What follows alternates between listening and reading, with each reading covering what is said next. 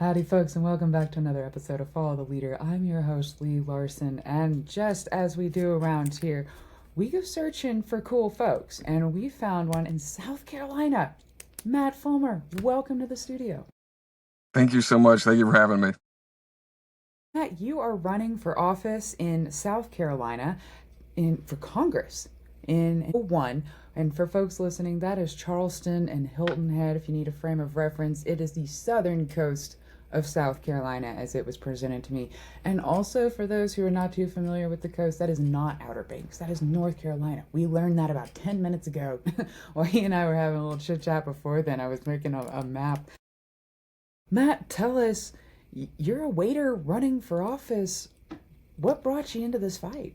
Thank you for your service. Thank you for running. But what brought you Yeah, here? thank you very much. Hello, everybody. So my name is Matt Fulmer. I've been working in restaurants for the last 12 years, and I feel very, very close to the America that most of us are living in, and more people are getting all too familiar with. I have coworkers that are homeless. It's by choice. They're smart people around here. Rent is about $20,000 a year for a studio apartment, so they're vehicularly homeless. They live out of their cars, or one guy lives on a broken boat that's stuck in a marina, so he just pays the mooring fee because it's cheaper. I work with people that work multiple jobs. Found out the other day that one of my coworkers is a public high school teacher, and he's still showing up for 6-hour shifts at nighttime because that's what you got to do.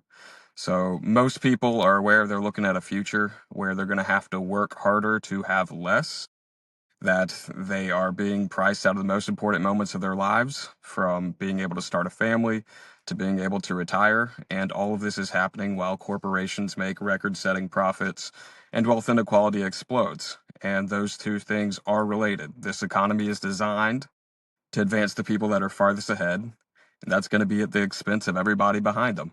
And it's no one person's job to save the world. We all have a chance to contribute. This campaign is just my contribution. There's a movement happening across the nation. I'm just one part of it. I'm just trying to make sure it has a voice down here in South Carolina. Thank you for running. And I love this very, just like you said, working in the working class, in the restaurant industry, waiter. It is America. It is people living in their cars because they can't afford homes. It is all sorts of people of different backgrounds coming together to make a restaurant shift work. With all sorts of legal status or gender background, sexuality. It is truly, the restaurant industry is a perfect example of the melting pot of America because everybody's there for food. Talk to me about how working alongside so many different people over the last 12 years has shaped how you see how this administration treating other citizens. Well, first of all, I think that most people are fundamentally good. I do believe in the fundamental goodness of human beings. I think the differences that arise between us in terms of ideology or worldview are largely just environmental. Like no two people have had the chance to be the same person or think the same way. We're all largely products of environments and experiences that we didn't choose for ourselves. So I have plenty of coworkers that voted for Donald Trump, and I still like them as people. I know they just get their information from a totally different place that I do. And I kind of walked away from your question because that's where I first wanted to respond. But I think, like, to pull me back in, we're talking Yeah, about it's all. how this administration is treating fellow Americans. Was that where we're supposed to go with it? Okay. So Yeah, when it yeah. right, my concern with ICE, I think that's part of what this question was anchored in. My concern with ICE is that it's being used as this standing private army for the president. I am an abolish ICE candidate. If we, to whatever degree that we need immigration enforcement, it can be in a different entity that doesn't look like ICE, that isn't housed under the office of the president. We're not supposed to have a standing military that can be turned on our own population, and with enough funding, with enough personnel, ICE is totally equipped to do that. So I share those concerns about the degree that ICE can be manipulated into something that we're told it's not supposed to do. Um, of course, I think both political parties, not just the Trump administration, inherit a fundamentally broken economy and cannot move fast enough to repair it, or aren't trying to. And that's where most of our problems arise from. And I think that's how Donald Trump also came back into power. When people can't make rent and it's election day, it's really difficult to come to the polls and vote to keep things the same, regardless of how you feel about women's rights or immigration or democracy itself. And we're seeing the two parties in power just keep passing the ball back and forth. They keep getting brought into power on a wave of economic anxiety that soon pushes them out. And part of the reason I'm running is like it's time for this to stop. I do believe in having multiple political parties and a system that would empower independent candidates, things like ranked choice voting, multi-member districts. I also believe in getting money out of politics, to which both political parties fall victim to or ally with. And then the last part of this is you have to fix the economy. Every election is basically about economic matters because money ain't everything, but not having it is. And I'll take a breather so I'm not doing just full campaign pitch mode for you. But the story of the economy is it rewards ownership before work, passive income before active income. We prioritize return on investment before W-2s, before active labor. And in that situation, you just wind up with people having these snowballing passive income streams that completely eclipse what most people can accomplish with a whole second job. And then they turn around and start buying up all the stuff regular people need to build their own wealth and security. And we've created this American aristocracy that has an unacceptable level of control over the prices we pay, over the candidates we elect, and over the laws that we follow.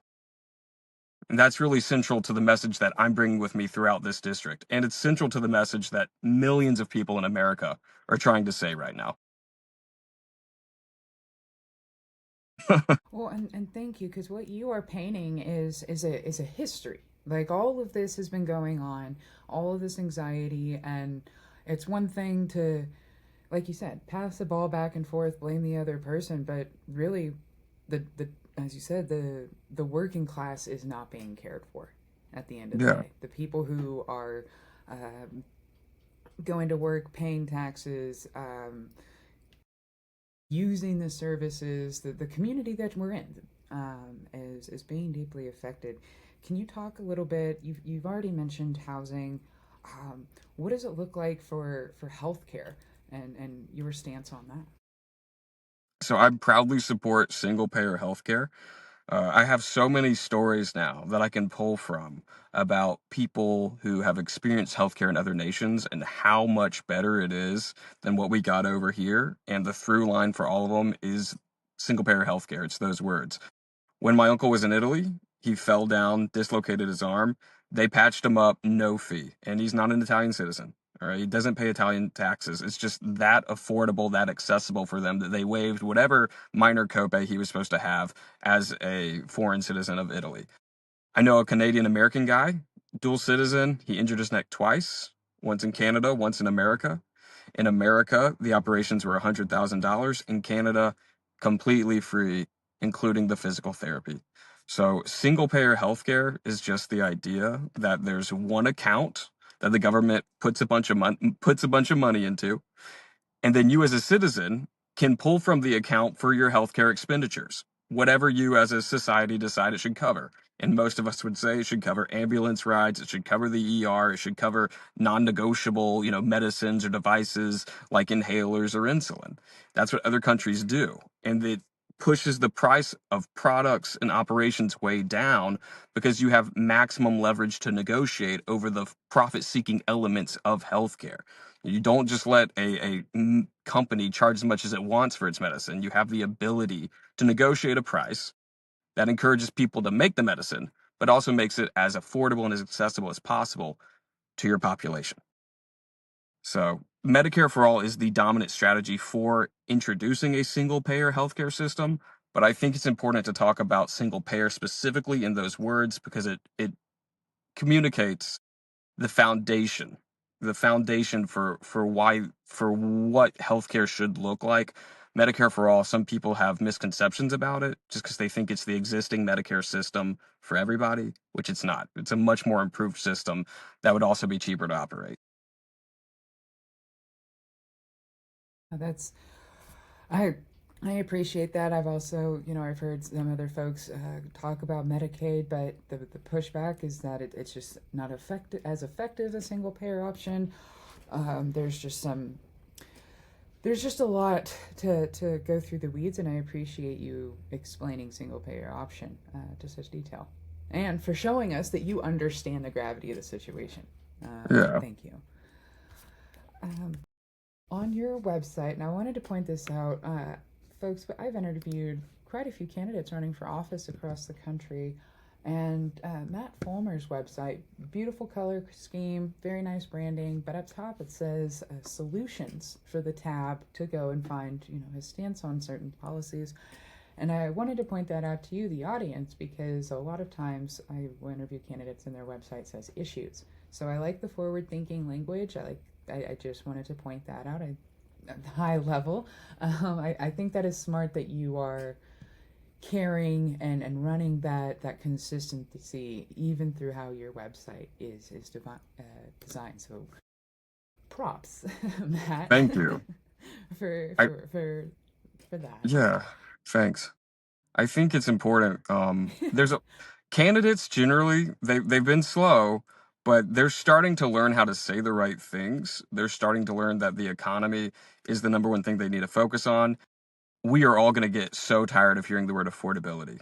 Like everyone's going to be saying it now. You're going to be up to your eyeballs in the affordability talk because people think it's a super important key word. And what I'm seeing is I'm seeing a lot of people, and I'm specifically thinking about Democrats, my own party, that are learning how to say the right things, that are learning how to key in on the pain people are feeling, and are just reinventing ways to communicate it.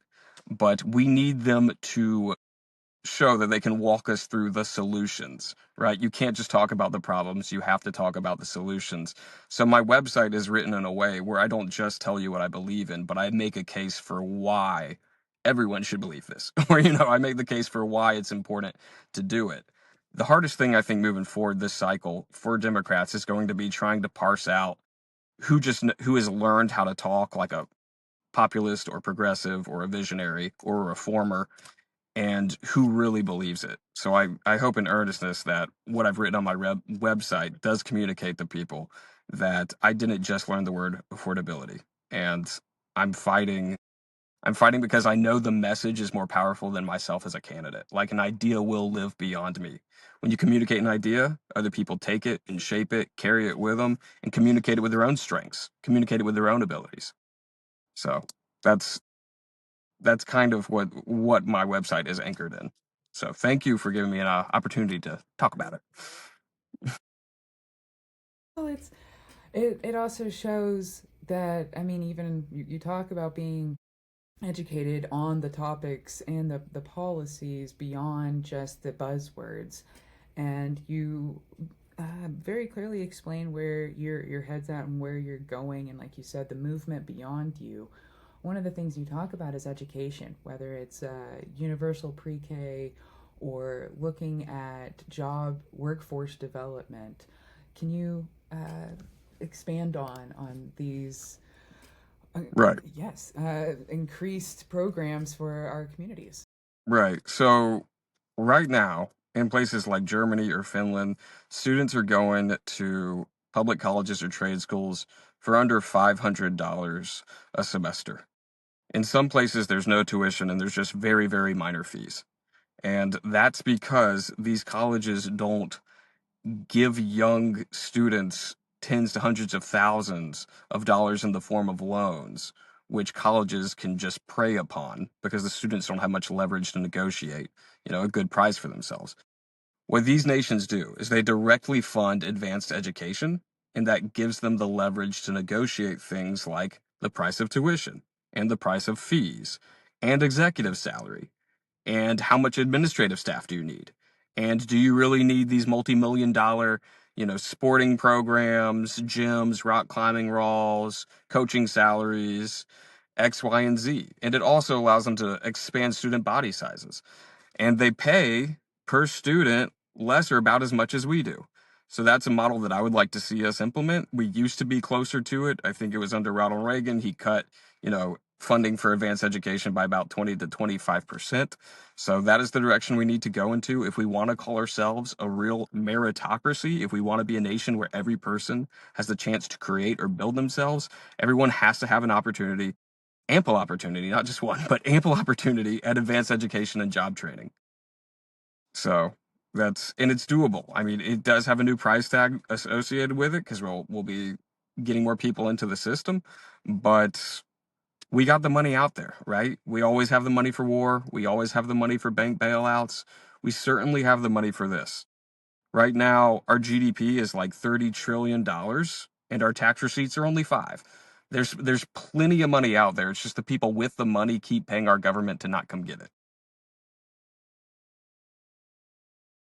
And and like you said, when you the shifting in priorities, when you start workforce development or universal child care, some those dramatically transform communities and state. And you're talking about, people like to say, oh, government funded is somehow low quality, but that's when the low quality is an outcome of all the military spending, right? It's like it could be so much better. And I really appreciate, just like you said, the workforce would be ours. It would be our standards. It would be our neighbors Yeah. going and using those programs. It would be our neighbors using the universal child. It would be our employers in our local community who don't have to worry about parents needing a sick day or sick leave or just, childcare or pre-K. There's just a lot of, everybody wins when we all chip in a little bit.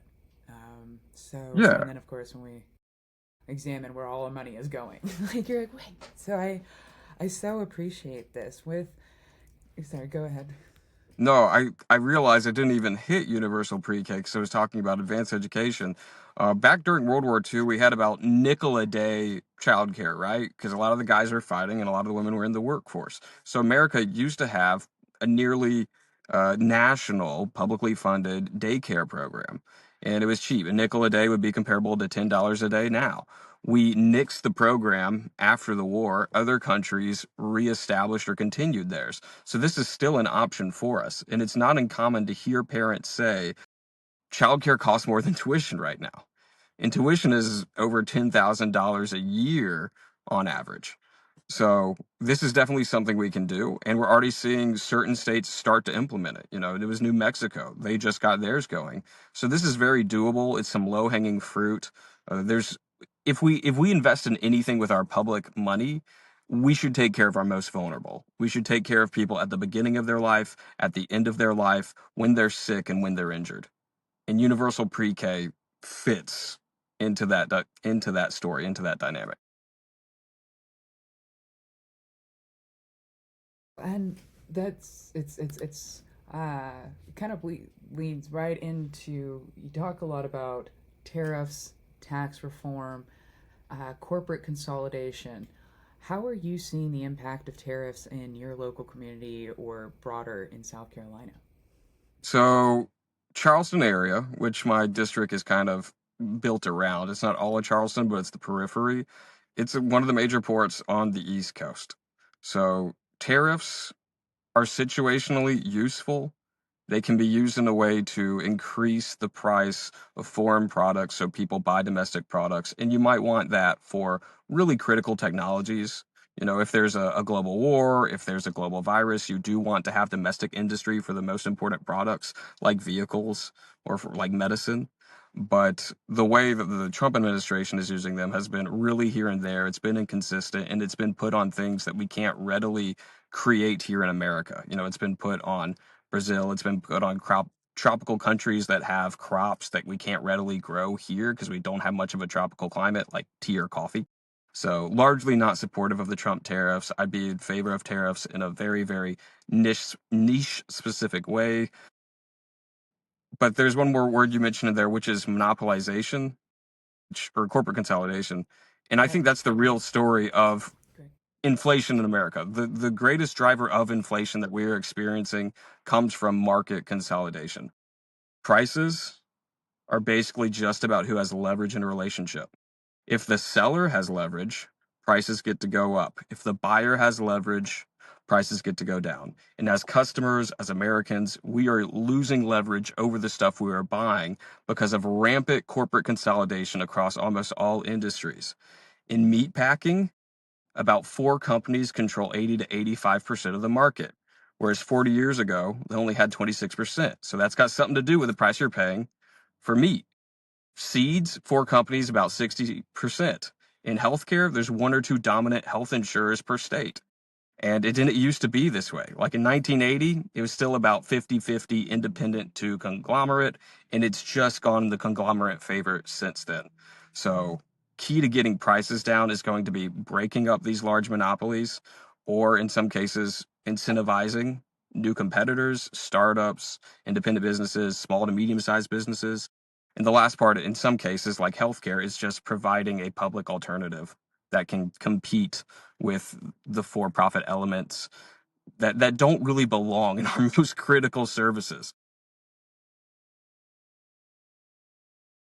Well, and that's such a great way to talk about how mergers and acquisitions and hostile takeovers and all of this amongst themselves has led us to be eaten by this massive wolf now, right? Like when it was all everything was smaller, and now it's just so clearly them against us, the corporate.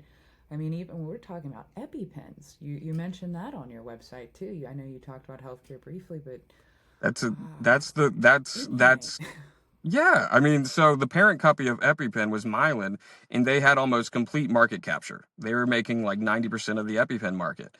And I believe it was over about a 6-year period, prices went up by $500. And we have to remember, like, these corporations are self-interested. Like, they are there to make money for themselves. And if that means hurting people, if that means some people have to die because they can't afford a life-saving profit or a life-saving product, they'll absolutely take that situation.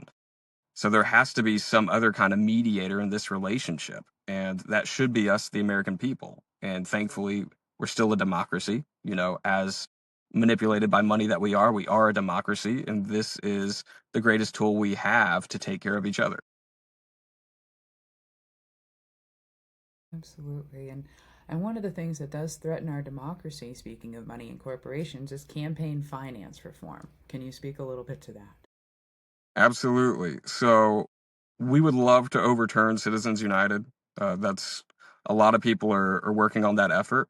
There are some people out there who have a theory that even within the framework of Citizens United standing, you could put limits or bans on contributions to super PACs. I'd love to see how far they go with that through a legal system that I personally wouldn't be prepared to navigate. But additionally, I would say let's explore taxing these large contributions to candidates or super PACs or other kind of lobbying firms, and then you use that to fund a public fund that is available for candidates who don't take super PAC money or who don't take corporate PAC money.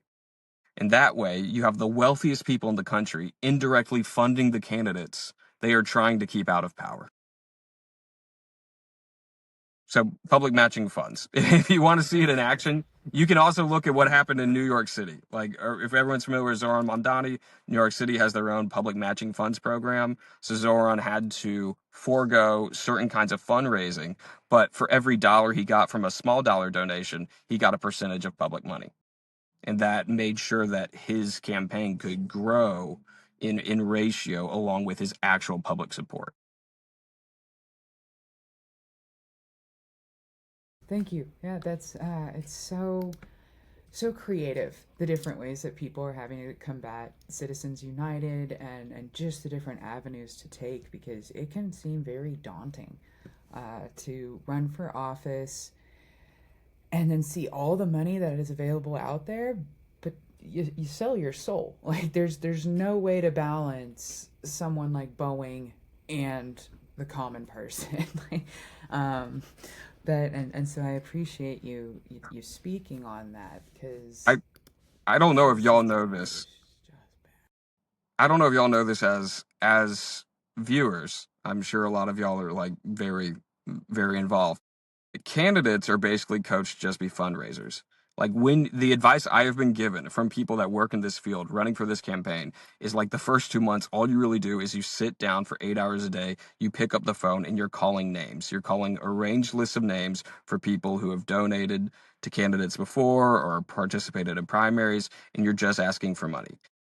And that means that the best fundraisers, the people that the establishment consider the best candidates, are just people who have a bunch of rich friends because they can empty their contact list. They can go through their LinkedIn and they can get max donations.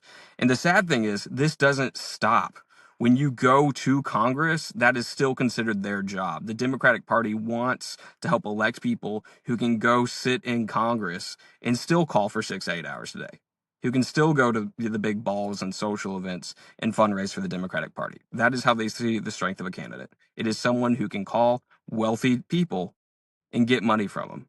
And that's deeply perverse because that is not the experience most of us have. We are not very wealthy people who have the ability to donate over $3,000 to every candidate that calls.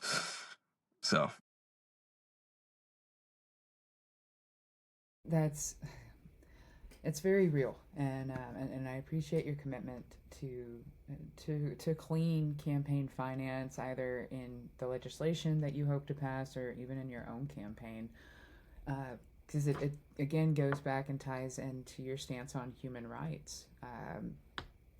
You will proudly defend the rights of all people. I know I asked this question a little bit earlier, but there was just so much to cover. It could have been ICE, yeah. immigration, etc.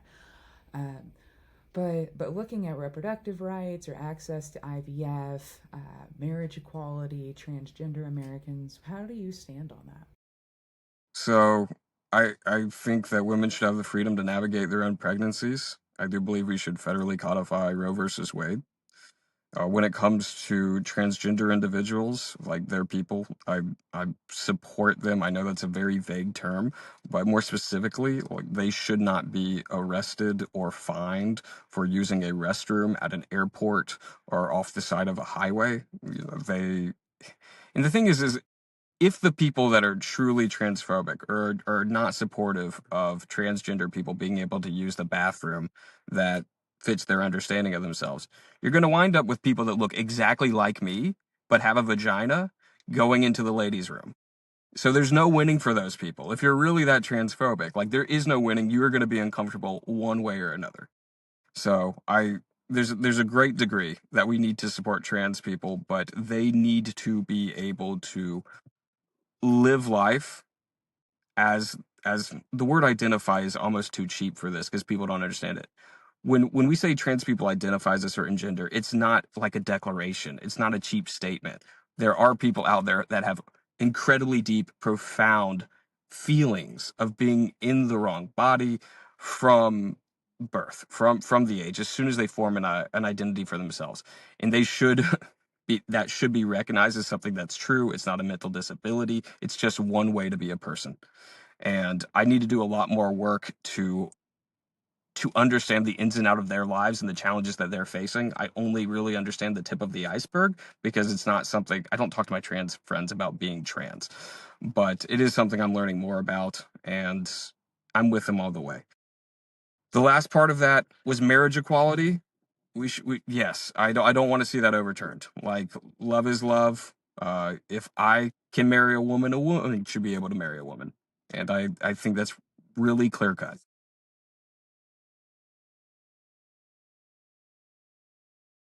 Talk to us a little bit about the. I know that South Carolina and North Carolina contributed a lot of soldiers, population wise, to the American military. There is a lot going on with our military, whether it's the war abroad or it's concerns about AI technology in military. There's a lot to cover here. Um, we'll start off. How are you, if given the opportunity today, how would you have voted on the War Powers Resolution Act? Yeah, I would have voted to restrain the president's powers. Sorry, I got a plane going overhead. I hope that doesn't pick up too much or interrupt your product. But yeah, no, the ability to wage war should rest within Congress and the American people. It'll happen much less often. Both political parties, not just now, but in the past, have sort of been happy to let the president do it so they don't have to take the hard votes on foreign policy. This war with Iran should not have happened.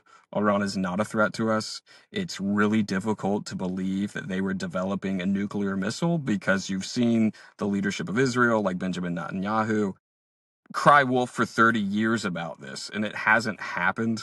We also had the strikes, about half a year ago, in which we were told the nuclear program was completely obliterated. So this war is just baffling to me. I think that ultimately, maybe it was done just because certain donors were trying to get the people in power to do it. I think it's just imperialism. Countries tend to try to control trade routes and they try to control natural resources because that's where wealth and economic dominance come from. And we've seen this start in Venezuela. They had a quick victory. They now took it to a place that's not going to be a quick victory. And it's ultimately, I think, because China is starting to lap us technologically, that the people in power are looking at, well, what else can we use? Well, we have this massive military. Maybe that's the answer to our problem. Whereas China actually has some very capable statecraft and industrial planning that we're not willing to do here because our economy is so financialized now. It's not really about industrialization. It's not about making things. It's about making money. So I think the people in power are leaning towards imperialism really hard because that's the only card they have to play, or at least the card that they're compassionate or brave enough to play. Thank you for that. The second question, and this could be related to military or environment or just however you want to hook this in, but AI is a real hot topic. AI data centers, AI privacy, AI military surveillance. How what are your perspective on AI and how you see the future for your constituents? Right.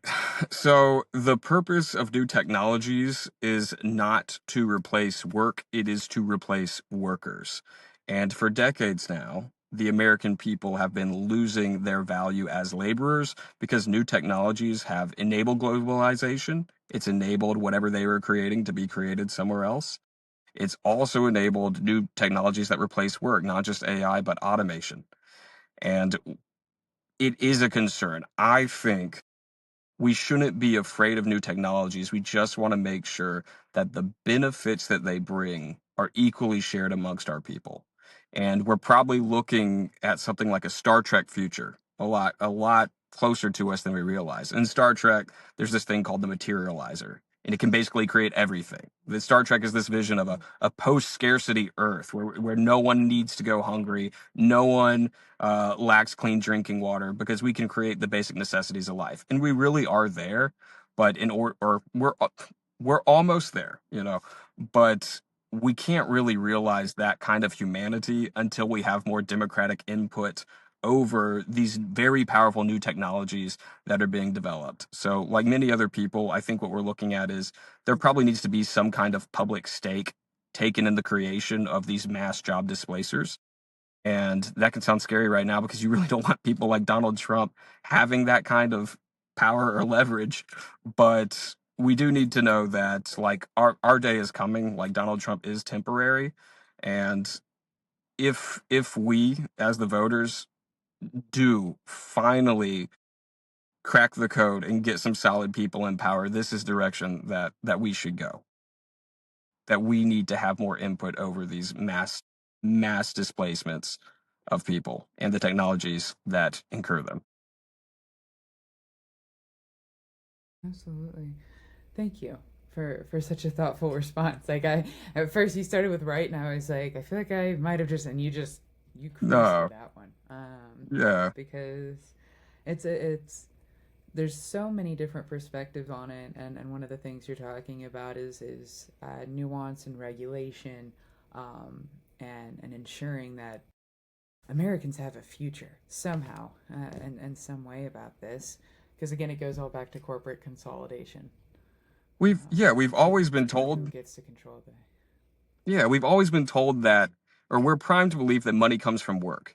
And as an American, you're brought up on this idea that this is a country where all you need is about 40 hours of solid effort a week to get to the most important moments of your life, where you can buy a home, where you can pursue an education, where you can maybe start your own business, where you can raise a family or eventually retire securely. We've always been told it was work that got you there. And people are learning sadly through their own personal experiences or the experiences of their friends that that's just not true anymore, that there's something else to having money and having financial security. And at the end of the day, it's just control over stuff. It's control over land. It's control over water. It's the ability to make things. And it's the leverage to charge people the highest degree that you can for the things that you're making. And we're feeling that right now because of corporate monopolization, because of the monopolization over the most important things we need to buy, including rent, including food, including medicine. So I think that the gears are turning for a lot of people just because all the systems in America are starting to make the case against their own existence and encouraging us to try something new and encouraging us to try the things that are working around the world, like single payer healthcare, like the public funding of advanced education that we see in Germany or Finland and other countries, so on and so forth.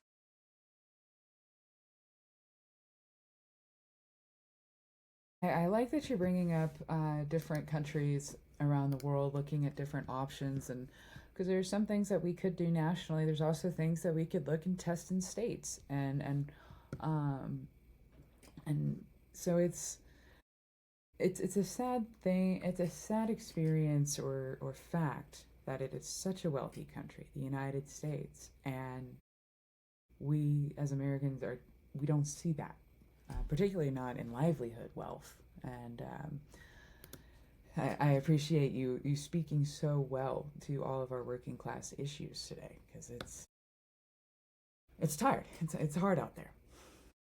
It is. And the thing is, I think most of us feel it. Like what I'm describing, the vast majority of the country sees it either because you're living it or you know someone who is. There's people out there who played everything the right way. Like they worked their whole life, they were able to retire, they had a good retirement account, and now it's getting pillaged because of what they're paying for their end of life care or because of what they have to pay to help out their own children. Be able to go to college, be able to afford a home. And at the end of the day, we're just seeing all this money funnel upward. And I'm sorry, I think I walked away from like my first impulse for your question. But yeah, but what I was saying is this isn't surprising to most people. The reason most politicians aren't talking about it is because they have to make their money from people who aren't experiencing the world the same way we are. Like there is a real battle here between the voters and the donors. And the candidates have to choose which one they want to go with. Absolutely. Well, and tell you and tell us, why do you think you stand out against the other candidates running for office? So there is one other guy who I really like. He's a young mechanic, and he's probably closest to me. It is hard to tell us apart, other than like some superficial differences and stuff like that. But mostly, it's just I have to navigate the economy in the way that most people do because I make a regular amount of money. I don't own a home. I know what it's like to look around for an apartment and realize, hey, $1,000 around here is going to get you a room in someone's house off Facebook. And there's basically no working class people up in Congress. It'd be better if it was. It'd be better if people, have had to navigate this economy within the last 5 years. And more importantly, is that I don't talk about myself too much. Most candidates, if you hear them speak, they're going to give you a resume and they're going to talk about issues and they're going to run on sentimentality. To the degree that they have solutions, it's going to sound vague. It's going to sound something like, we need to expand the ACA. We need to expand Medicare. We need to provide more money for housing, provide more money for education. And all of that is too vague for me. It's basically saying you're going to run on spending an unspecified amount of money for an unspecified amount of people. And when people explore my website or see me talk in public, I really try to lay out this story of how we got to the moment we're in. And then I start talking about very specific solutions to how we can get out of it. Or at least, when I promise a solution, it is rooted in these universal programs for childcare, healthcare, advanced education, because I believe we all deserve this and that this is going to become more and more necessary as our value of as workers continues to go down. And the last part is I just believe the message is more important than myself. Like I know that I'm just doing my part. And if people resonate with what I'm putting out there, they're going to go out there, they're going to share it, they're going to communicate it and strengthen it in their own way, and that's how a movement grows. And I have more faith in a movement than just any one candidate we send to Congress. If you consider things like, women getting the right to vote, that didn't happen because people waited around for it to be politically viable. It took an ocean. It took millions of people fighting with everything they had at every opportunity they were given to make it politically viable. And that's the heart of my campaign. I said I'm not going to do whatever the polls tell me to do or the consultants tell me to do or whatever seems politically expedient to say. Like, I'm really standing on what I believe, because that's the only way. If you're not going to fight for what you believe in, then who is? So, and I still see other candidates out there to this day that are just, they have other people writing their policy pages. They have other people telling them what they're supposed to say. So, yeah. Right. I appreciate that. Thank you so much for your transparency, your commitment to research, commitment to history, commitment to transparency and helping educate the voters, because that's a whole other thing. We hardly could get there. We're running out of time, but misinformation and, like you said, getting information from somewhere else. And there is a re education component that a lot of candidates need to employ, like, because we're working uphill. Can you direct the listeners to where they can volunteer, donate, or otherwise support your campaign? Absolutely. If y'all would like to get involved, please check out the website. It's fulmerforcongress.com. That's FULMER, fulmerforcongress.com. We're not taking super PAC money. We're not taking money from the normal villains. So your contributions really, really matter. That's the only way staff are ever going to get paid. Additionally, if you want to sign up to volunteer, we're going to be rolling out the phone banks. And if neither of those are appealing to you, then please consider at least sharing this video or other content that we create with other people so it lives beyond ourselves and the movement keeps on growing. Well, Matt Oh, Fulmer, and you have been an excellent guest today. Oh, I was going to say my handles, of course, Matt for okay, okay. Carolina, the TikTok and the Instagram and all that, Matt for Carolina. Absolutely, Matt for Carolina. And again, that website is Fulmer for Congress. That is South Carolina.